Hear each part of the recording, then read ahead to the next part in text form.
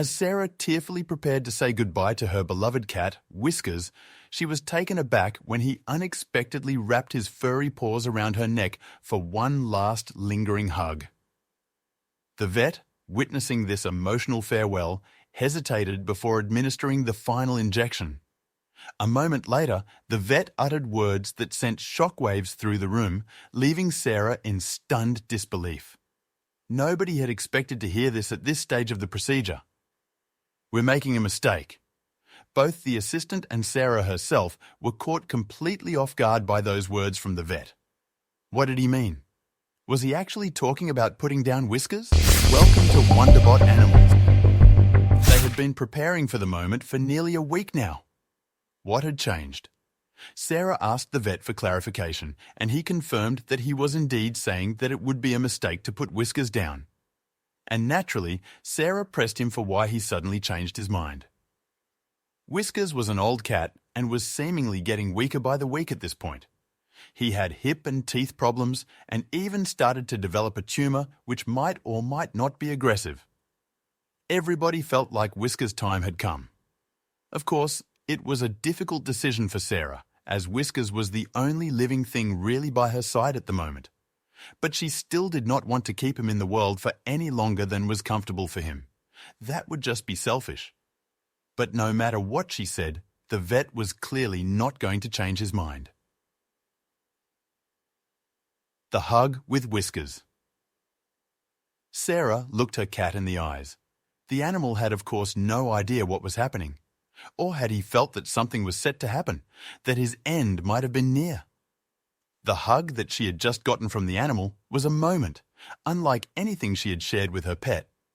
It truly felt like a token of love and acceptance. And that was also the moment that the vet suddenly changed HVI's mind. Sarah tried to get this confirmed by the vet, but he firmly denied this. But he also did not want to share what motivated him to make this drastic decision. He asked Sarah and Whiskers to come by in a week to reassess the situation. Sarah looked at Whiskers, and deep down she did not know if he even had that much time left. But there was not much else that she could do now.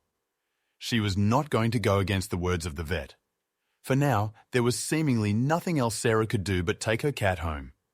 And she did not even really know how she felt about it. On the one hand, she had just been granted more time with her most cherished friend, something that she would have wished for deeply just this morning. But she was unsure if she could even enjoy this time, knowing what bad of state Whiskers could potentially be in. The cat himself looked to be very calm. He was just trying to get through the car ride home and probably yearned for either his bowl of food or his favorite place to nap. All the while, Sarah knew that her mind would be preoccupied. She was afraid that she would be left in the dark until at least next week. But that would not turn out not to be the case at all. Before she even managed to make it home, Sarah got a text message from a number she did not recognize. The person sending the text introduced herself as one of the assistants of the vet Sarah just visited. Her name was Tina. She had gotten Sarah's number out of the clinic's records and hoped that she was not crossing a line here. But she really wanted to talk to Sarah. In private. Sarah was shocked to receive this message. This assistant sounded very serious and came across like there was an urgency to whatever she wanted to discuss. It was also immediately clear that she was going behind the back of her superior in the form of the vet to contact her like this. Something strange was going on here, and Sarah wanted to get to the bottom of this more and more. Sarah texted Tina back and told her that she wanted to hear what she had to say as soon as possible. She had just gotten home and put Whiskers in the sleeping spot where it did not take the animal long to doze off. The assistant texted back that she wanted to come to Sarah's house right after her shift. She wanted to talk to her, but she also wanted to see Whiskers. Sarah paced by the window, repeatedly glancing at the clock, then at Whiskers, who lay curled up, unaware of the impending visit. She double-checked her living room, ensuring it was welcoming for Tina. Adjusting the cushions one last time, she took a deep breath, trying to calm her nerves. The sound of a car pulling up signaled Tina's arrival, and Sarah hurried to the door, her heart racing. Upon entering, Tina greeted Sarah with a nod and wasted no time, setting her medical bag down beside Whiskers. She gently woke him, speaking softly to ease his confusion. With skilled hands, Tina used a stethoscope to listen to his heart, then checked his eyes and ears with a small flashlight. She took notes on a clipboard, moving efficiently, her attention fully on Whiskers' health. Sarah stood by, wringing her hands as she watched every move Tina made. She hoped for good news, but couldn't shake the fear of bad. Each tool Tina pulled from her bag, a thermometer, a small scale, and even a tiny syringe for a blood sample, sent a jolt of worry through Sarah. Yet, she couldn't help but feel a glimmer of hope with each passing minute. Tina continued her examination with a thoroughness that left no stone unturned. She measured Whiskers' temperature, carefully examined his teeth, and palpated his abdomen, searching for any signs of discomfort. After collecting a small blood sample, Tina reviewed her notes, comparing Whiskers' current state with the information Sarah had provided earlier. Her professionalism shone through, showing her commitment to Whiskers' well-being. The room was quiet, save for the soft clicks of Tina's tools and the occasional murmur to Whiskers, reassuring him. Sarah watched, holding her breath, sensing the gravity of the moment. Tina's focus was unbreakable, her face a mask of concentration. This silent dance of examination and observation continued, with both Sarah and Tina waiting anxiously for what the tests might reveal, the silence speaking louder than words. As Tina continued her examination, Sarah found herself checking the clock every few minutes. The longer Tina worked, the heavier the silence weighed on Sarah. She tried to read Tina's face for any signs, positive or negative, but found none. Tina meticulously checked each of Whiskers' vitals, her professionalism evident in her focus and care, while Sarah held on to hope, her anxiety growing with each passing minute. Finally, Tina put her tools aside and turned to Sarah, her expression serious. Sarah braced herself for the news, fearing the worst. But when Tina spoke, her words were unexpected. She explained that the tests did not support a grave diagnosis for Whiskers. The room, tense with anticipation, suddenly shifted as Sarah tried to process the surprising yet hopeful news that contradicted their fears. Relief washed over Sarah, followed quickly by confusion. She looked from Tina to Whiskers, trying to reconcile this new information with the grim outlook they had been facing. Tina, too, seemed taken aback by her findings, her professional demeanour tinged with surprise. They both stood in a state of mixed emotions, relief at the forefront but shadowed by uncertainty about what this meant for Whiskers. Tina reviewed her notes again, comparing the test results with her initial observations. She seemed perplexed, her professionalism clashing with the unexpected outcome. With a frown, she admitted to Sarah that these results were puzzling, considering Whiskers' symptoms and history. This admission only added to the confusion, highlighting the discrepancy between the diagnosis and Whiskers' current state and raising more questions than answers. Right after Tina shared her findings, Sarah bombarded her with questions. "How can this be?" she asked, gesturing towards Whiskers, who seemed more interested in a patch of sunlight than the conversation. Tina, packing up her equipment, suggested they sit down to discuss the next steps. Both of them knew that understanding the vet's previous diagnosis would require more than just a physical examination. As they sat at the kitchen table, Tina expressed her doubts about the vet's diagnosis. "Something doesn't add up," she said, flipping through her notes. Sarah nodded, her mind racing with possibilities. They decided to list any inconsistencies in Whiskers' medical records compared to Tina's findings. Their list started to grow, fueling their suspicion that the vet's sudden decision might not have been purely based on Whiskers' health. Sarah and Tina brainstormed possible reasons behind the vet's actions. They laid out all of Whiskers' medical records on the living room floor, comparing dates, symptoms, and treatments. Could there have been a misinterpretation of the tests? Sarah wondered aloud. They considered seeking a second opinion from another vet, hoping to shed light on the confusing situation. But Tina was so sure of her assessment. Sarah and Tina sat at the kitchen table, surrounded by Whisker's medical records and a laptop. "We need to find out more," Sarah stated, determination in her voice.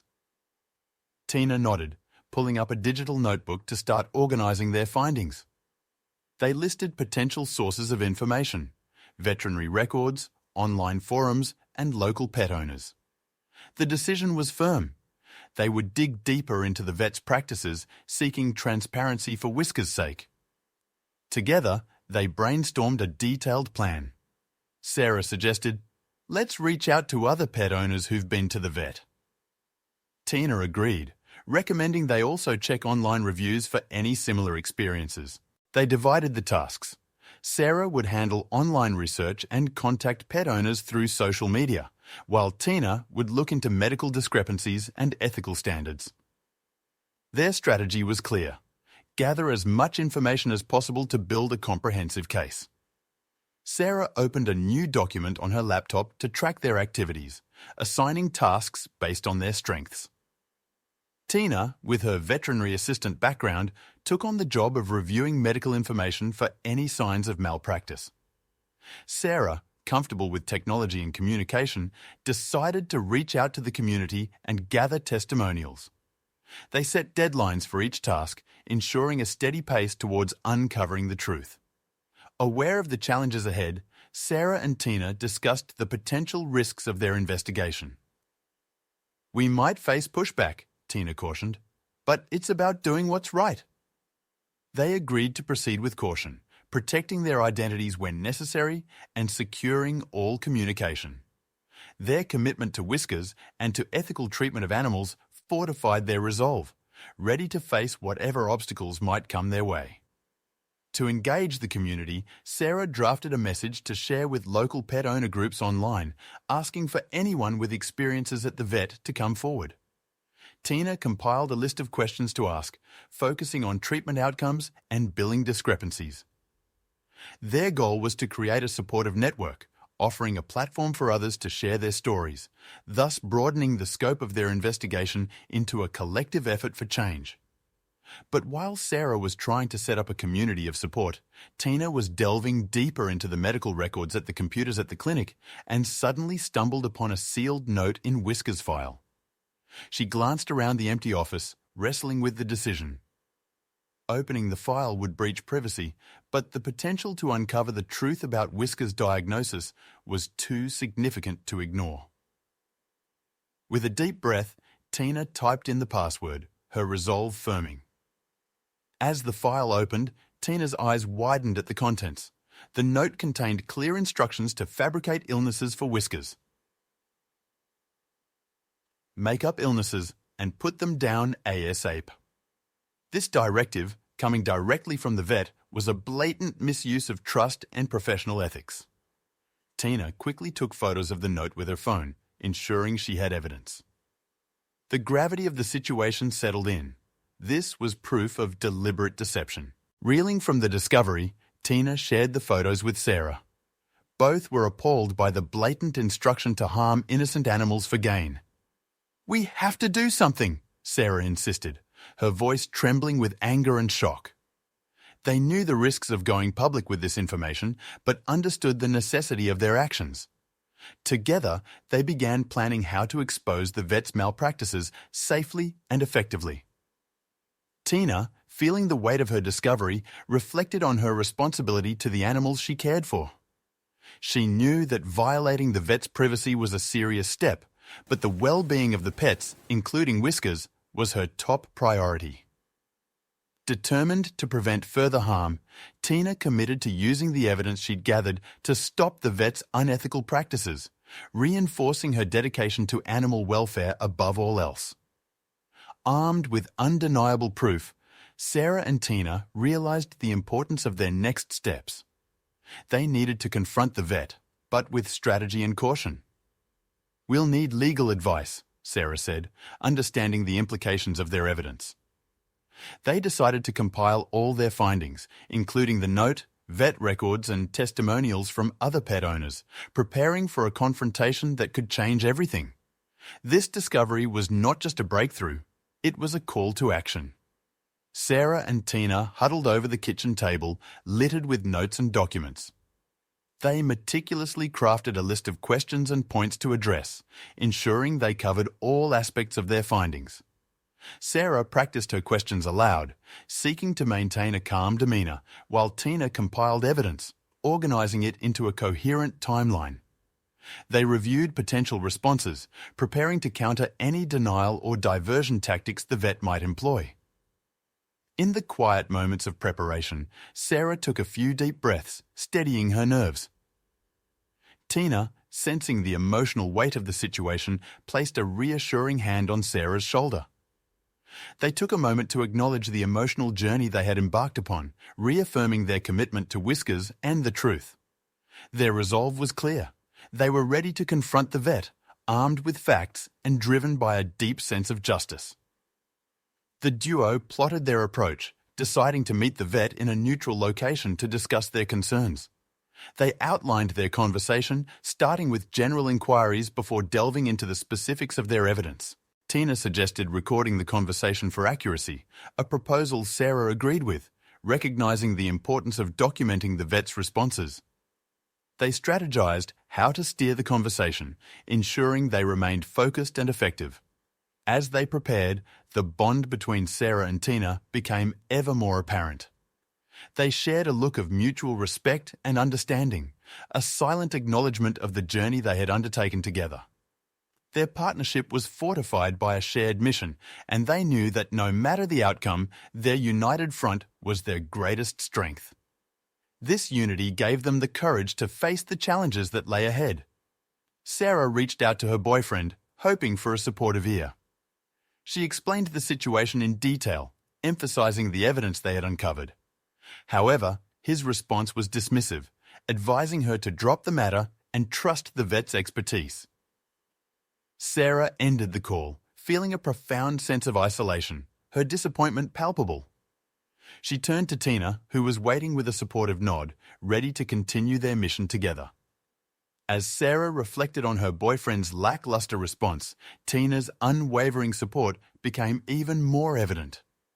They sat side by side, reviewing their plan once more, with Tina offering encouragement and reassurance.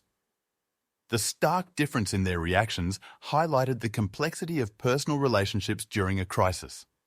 Sarah felt grateful for Tina's loyalty, which bolstered her resolve to proceed despite the personal challenges she faced. In the silence of her room, Sarah gathered the documents and evidence they had compiled. Her hands were steady, her determination evident. The recent conversations with her boyfriend had steeled her resolve, not weakened it. She organized the evidence into folders, each labeled and ready for presentation. This act of preparation was a testament to her emotional resilience and her commitment to seeking justice for Whiskers. With their evidence neatly organized, Sarah and Tina reviewed their final checklist. They confirmed the meeting location with the vet, ensuring a public setting for their discussion. They charged their recording devices, checked the functionality of their backup copies of the evidence, and rehearsed their key points. Standing together in the kitchen, they shared a moment of quiet solidarity, ready to transition from planning to action, united by a shared purpose. Sarah, feeling the sting of her boyfriend's dismissive attitude, turned her focus back to the pile of evidence laid out before her. She meticulously organized the documents and digital files, each piece a testament to her unwavering commitment to Whiskers. This task, though daunting, reinforced her determination to seek justice, showcasing her resilience. Sarah knew she was Whiskers' voice, and she wouldn't let him down. While sorting through the evidence, Sarah paused to consider the stark contrast in support from Tina compared to her boyfriend's indifference. This reflection brought clarity about the values she truly esteemed: loyalty, trust, and the courage to stand up for those who cannot do so themselves. Tina's unwavering support not only provided comfort, but also highlighted the significance of aligning one's actions with their personal values. In the midst of their preparations, Sarah and Tina shared a moment of mutual encouragement. They reviewed their compiled evidence together, each confirming the other's findings and reinforcing their strategy. This solidarity became their cornerstone, a source of strength that bolstered their resolve. Together, they knew they were stronger and more equipped to face the upcoming confrontation with the vet. The evening before the scheduled meeting with the vet, Sarah and Tina rehearsed their approach, anticipating potential responses and planning their counter-arguments. They ensured that all evidence was neatly organized and easily accessible, their facts ready to be presented clearly and coherently. Their thorough preparation was driven by a deep understanding of the importance of their mission, extending beyond Whisker's case to advocate for the welfare of all pets under the vet's care. After all of their preparation, Tina and Sarah were now finally ready to meet the vet again. He was expecting them, but he had no idea what exactly they were coming for. But if he had taken some time to think, he would have been easily able to put two and two together. He had to know this was going to be about Whiskers, and he knew very well what he had done to that poor animal. The vet welcomed the woman in his office. Here, Sarah and Tina laid down all of their evidence and just posed one question back to the vet. Why? Why had he been planning on ending Whisker's life prematurely? The vet realized there was no way around the truth anymore. He had been regretting his actions ever since putting them in motion and was now ready to come clean about them and face the consequences. The vet, with a heavy sigh, admitted to Sarah and Tina his true intentions. He explained that he was trying to speed up Whisker's passing as a favor to his allergic brother. The vet at first had no idea why his brother wanted this. He knew that the man was very allergic to cats, but didn't understand what they had to do with Whiskers. At least, not until his brother revealed that he was in fact dating Sarah and could not visit her as long as the old Whiskers were around. The vet had been struggling with this request for a while. It was not ethical at all, that much was abundantly clear. But he eventually decided to go through with it because he valued the love life of his brother over the life of an old cat. Something he deeply regretted now. He had eventually opted against it because of the hug between Whiskers and Sarah. It tugged on his heartstrings so much that he just could not go through with it. Sarah was stunned as the vet unveiled the connection between his actions and her boyfriend. The realization that her personal life was entwined with Whisker's plight left her reeling.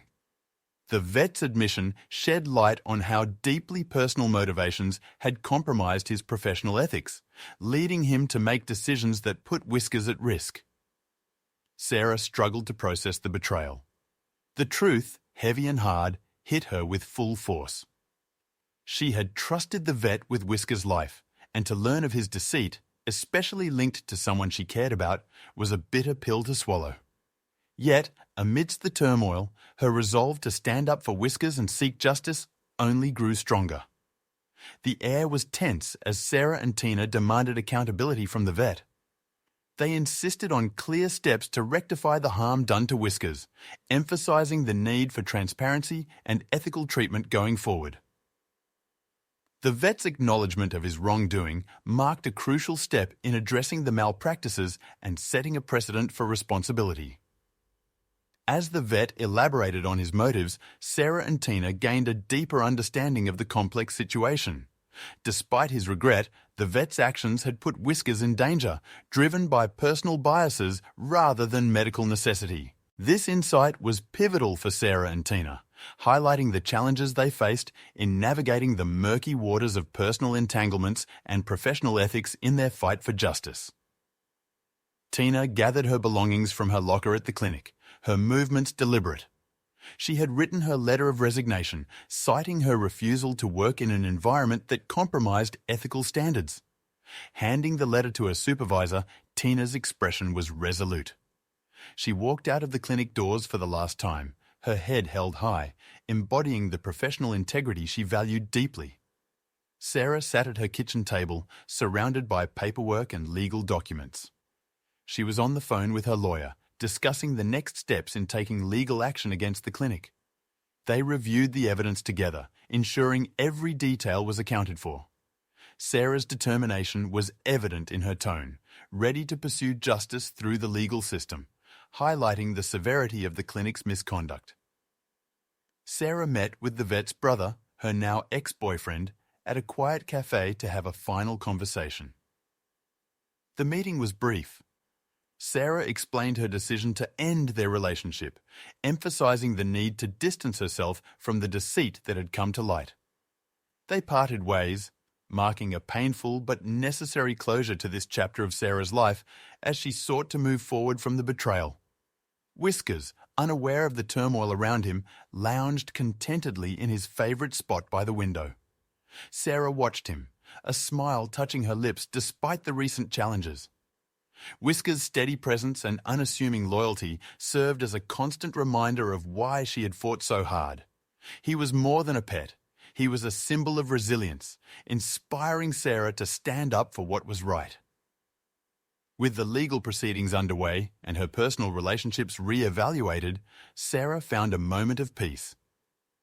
She and Tina, who had become a close friend through their ordeal, sat together reflecting on their journey. The sense of closure was palpable, a vindication of their efforts to seek justice. They had stood up against wrongdoing, reaffirming the importance of integrity and the value of fighting for those who couldn't defend themselves.